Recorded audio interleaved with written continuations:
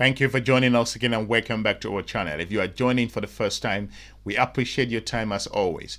As the continent of Africa continues to face pushback regards to tariffs not just coming from the United States of America, it is about time. I'm going to go back again. Let me sound as a broken record.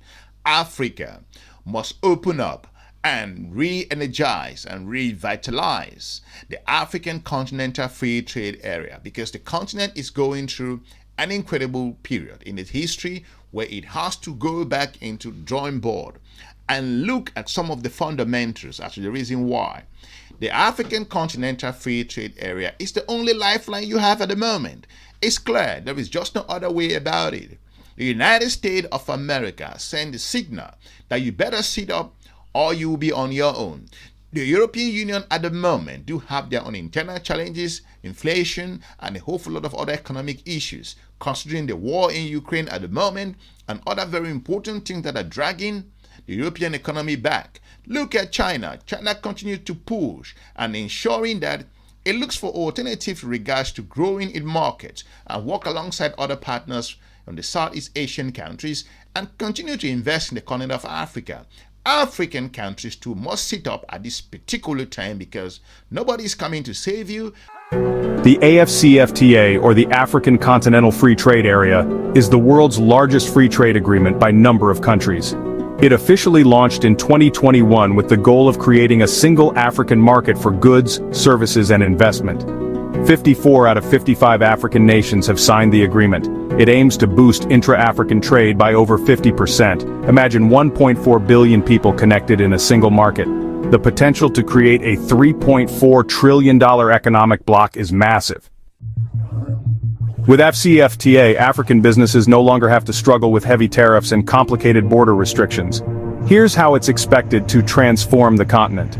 Reduced tariffs mean cheaper goods across the continent, boosting intra-African trade.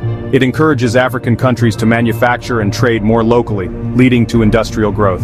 Afcfta is expected to create over 16 million jobs by 2035, which is incredible. And with a stronger global position, Africa can negotiate better deals on the global stage. And why am I saying this? You will be asking that why you bringing this at this time. I'm bringing this because one of Africa's businesses, leading investor in the continent of Africa, and one of the largest business group in the continent, at this particular time understand the fundamentals, what investment is all about. Why am I saying this? I'm saying this because Ethiopia has opened its doors for the Dangote Industries and to some collaboration in a certain area looking at urea and the production of a particular very important thing used for agriculture, which is relevant at this time in Africa's own history. The growth and development will come from within the continent of Africa. Do not expect that foreign companies and foreign businesses will come over and grow the continent of Africa on vital sectors that are needed.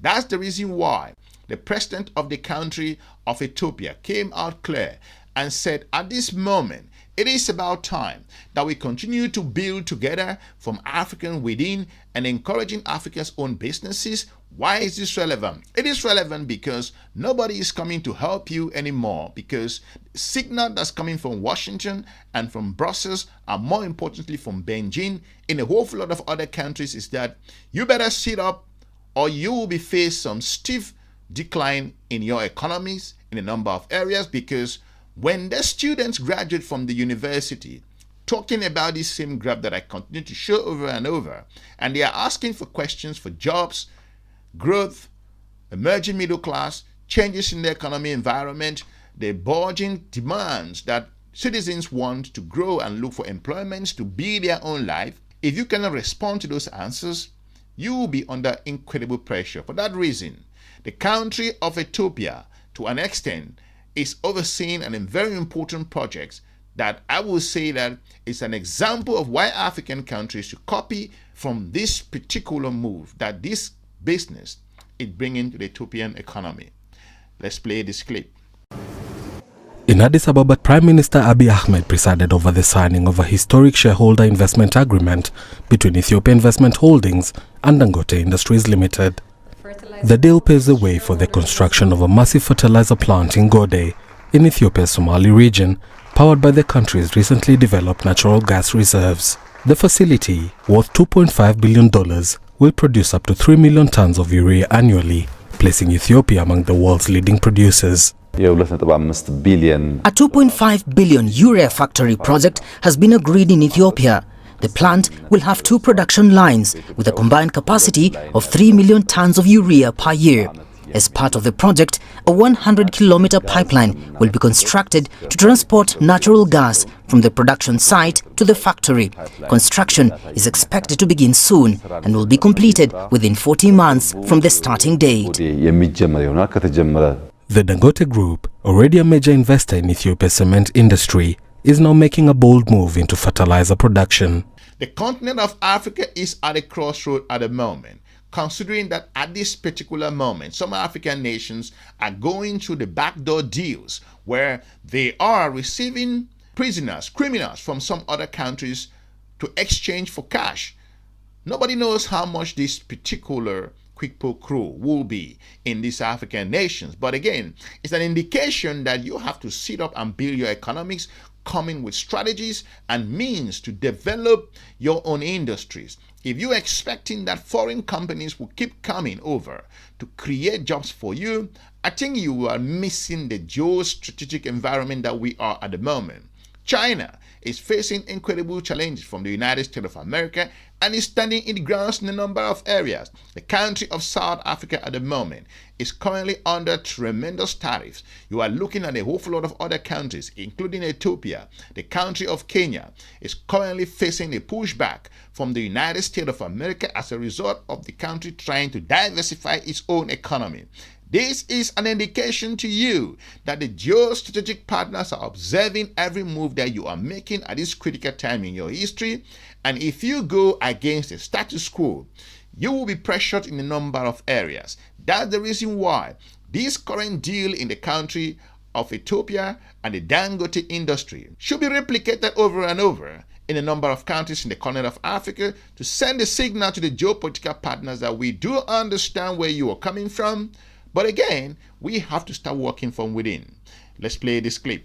Company chairman Aliko Dangote says the project will not only meet Ethiopia's domestic demand, but also turn the country into a regional exporter. The nature of the investment here is to produce urea, about 3 million tons. It's a major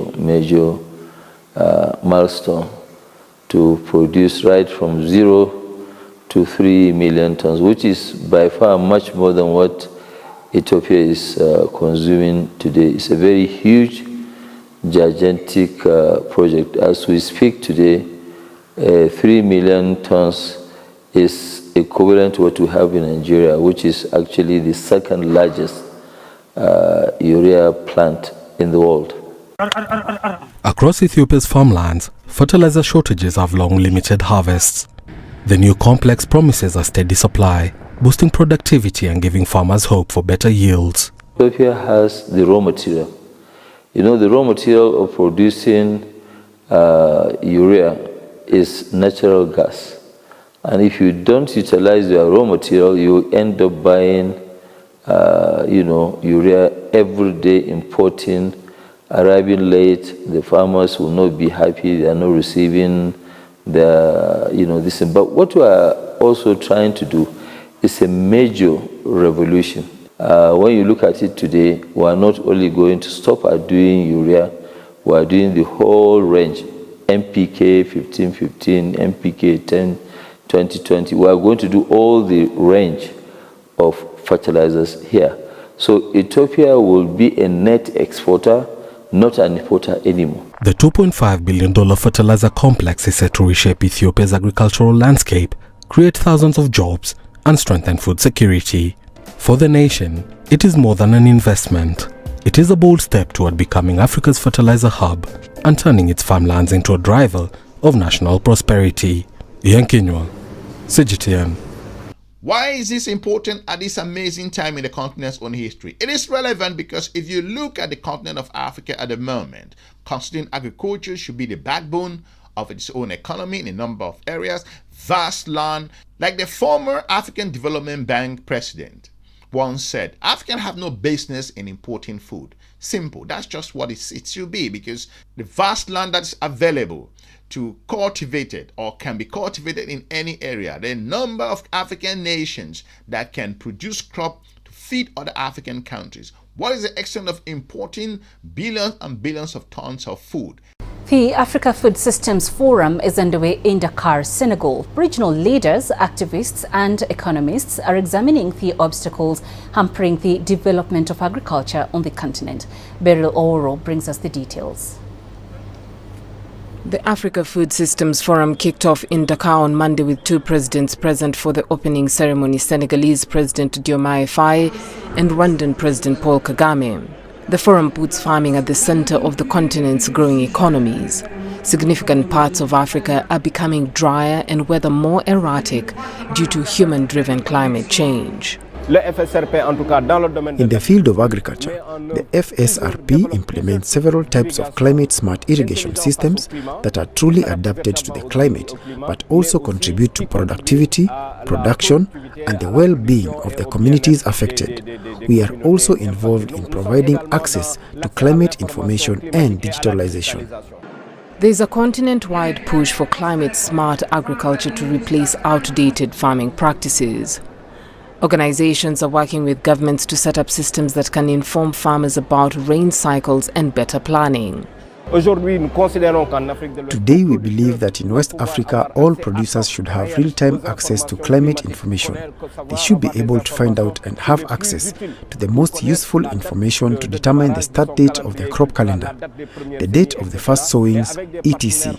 These are moments where, if the war in Ukraine has not woken you up, if other challenges during the pandemic has not woken you up, this particular move by the country of Ethiopia and the Dangote Industry should be forming the backbone of your understanding that these are critical times in African history, and you better wake up and re-energize and revitalize or bring back the African continental free trade, because the stakes are high at this particular time, because the global economy at the moment is not coming to save you. The multilateral institutions, they are not coming to save you, so to put it in that way.